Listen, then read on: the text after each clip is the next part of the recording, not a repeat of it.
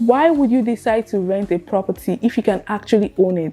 It makes no sense to me. I agree with you, it's a no-brainer. If you can afford to buy a property, why would you even spend money on rent? Because rent is a recurring expense that doesn't put money in your pocket. Whereas when you buy the property, it becomes a fixed asset and would increase your net worth. So why did I decide to rent a property instead of actually buying one if I can afford to?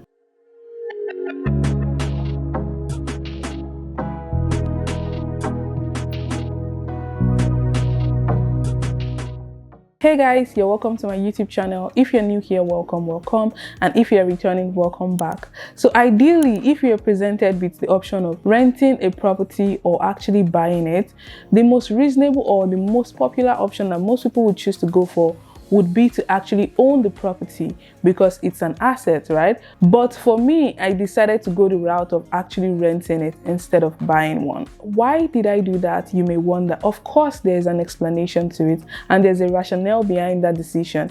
The short answer is that the numbers were not making sense to me and it wasn't a wise financial decision for me at the time. But of course, the short answer would not give you enough details, which brings me to the long answer and all of the juiciest details. In order to buy a property in Canada, you would need to get a loan from the bank, which is usually called mortgage. With the interest rate increasing, the house price in Canada has crashed over the last 1 year, and now properties that were going for $1 million in the last 1 to 2 years are currently selling for about $600,000. So it makes a lot of sense as to why people would want to get into the real estate market to invest. But on the contrary, they will be paying even more in interest rates to own that property. I so dearly want to be a homeowner. As you know, I moved to Canada a few years ago. Imagine how interesting and how exciting it would be when I tell the world, oh my gosh, I bought a property in 3 years moving to Canada. How much pride and joy that will bring to me as a person and even to my family and friends. But I made sure that the pride and satisfaction I wanted to get from being a homeowner would not stop me from making a rational decision. I got pre-approved to buy a property last year. I actually went to view a couple of houses, condos, and buildings. Some of them were for strictly investment, some of them were the ones that I could live in there. And when I put up all of these numbers, it just didn't make sense to me. So let me give you a simple analysis of the last property I went to view. It was about $600,000 and the interest that I was getting was 6.25%. I would have had to pay 20% down payment due to the nature of my job. I work as an independent contractor, so business owners or self-employed people typically need to pay 20% down. That honestly wasn't the problem for me. When I spoke to the mortgage broker, we did some analysis as to how much I'll have to be paying on a monthly basis, how much portion of it goes into the principal and the interest portion. So when you start your mortgage, you would have to pay the principal and the interest portion, which would now serve as your monthly payment to the bank. The interest you'll be paying is just like you saying thank you to the bank for lending you money to buy that property. This building was a 3-bedroom and 2.5 bathroom with unfinished basement. I could have decided to rent out 2 of the bedrooms in that house for $1,000 each as rental income, which seems great, right? That means I'll be getting $2,000 monthly in rent, but I'll also be paying $3,200 monthly as my mortgage. Now, the breakdown of what that mortgage is was $700 would go into the principal of the mortgage and $2,500 would go into the interest cost. So what that means is that I'm only paying $700 on a monthly basis to pay down my mortgage of $600,000, which would cover almost 30 years. But I'll also have to be paying the bank $2,500 every month just to say thank you for borrowing me the money. Now, even though I'll be getting $2,000 monthly in rental income, I would still have to pay $1,200 from out of pocket to pay my monthly mortgage payment. It doesn't end there, my friends. Apart from your monthly mortgage cost, there would also be maintenance fee, which would depend on the kind of property you purchase. It could go between $300 to $700 every month. The property I was considering buying had a maintenance fee of a little above $500 monthly, which means I'll be paying $3,700 every month to own that property. Apart from maintenance fees, there is also property tax, there's property insurance. Now that I'll be having tenants, I would also have to get landlord insurance. There are utility costs like heat, water, and hydro. I would also have to spare extra cash monthly for miscellaneous expense because God forbid one day the heater breaks down or the AC stop working, I would have to repair that. Now, this is where the problem came in.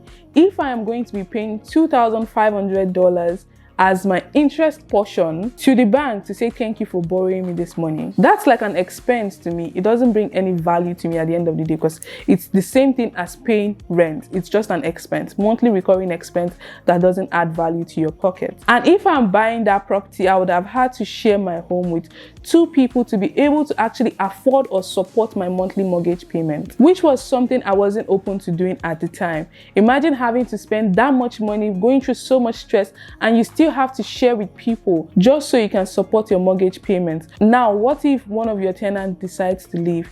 You would not have tenants for a month or 2, depending on how long it would take you to find a new person, and that would be costing you money because you would have to bring out funds from your own pocket to pay your monthly mortgage. And this just didn't make any sense to me. For that $2,500 that I will be paying to the bank every month, I can use that same amount to get myself a very nice, decent condo in Toronto where I would not have to share with anybody. And that, my friend, is exactly what I did. I took that interest portion and I got myself a nice apartment. As you can see, my background is different. I've moved to a new home. I didn't tell anybody that yet, but yeah, I moved. And this is the reason why I decided to, put that money that I'll be paying to the bank as interest. So yeah, the rental income and the rental cost was almost at par, and it makes no sense for me because I'll still have to share, I'll still have to cohabit or allow strangers into my home. I might not be able to find someone decent to rent my apartment to.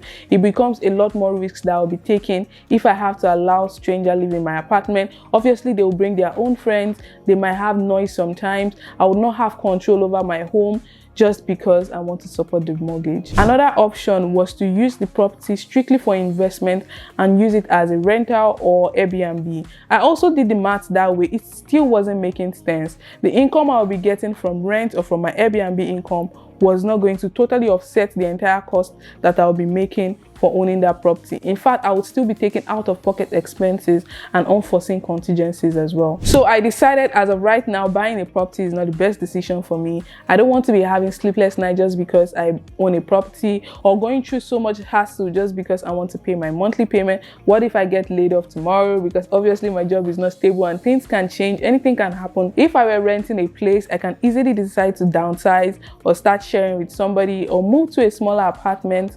But if I own the property, then I would have to start thinking of selling it, or I would have to scout for funds to make my monthly payment. And also, owning a property would tie you down to a specific location, and right now I am not even sure I want to always continue to live in Toronto. So why would I decide to tie my life here and buy a property? I'm a huge investment fan and I love investment, but right now real estate investment is not the best one for me. I'm investing in real estate by buying fractional ownership in properties and investing in real estate companies, but right now I am not buying a property to my name. Other investments, with the instability in the market right now, I am only doing guaranteed principal investment. So these are the kind of investment that has my principal guaranteed, and examples of such investments is GICs, that's guaranteed investment certificate, or leaving my money in high interest savings account. So the big and final question, do I believe real estate is a good investment? Absolutely yes. I think real estate is a very good investment.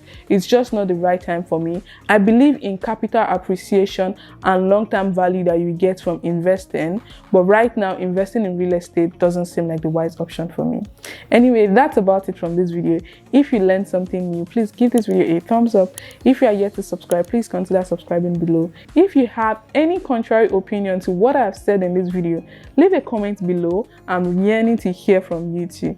Thank you so much for watching. I'll see you in another video. Bye for now.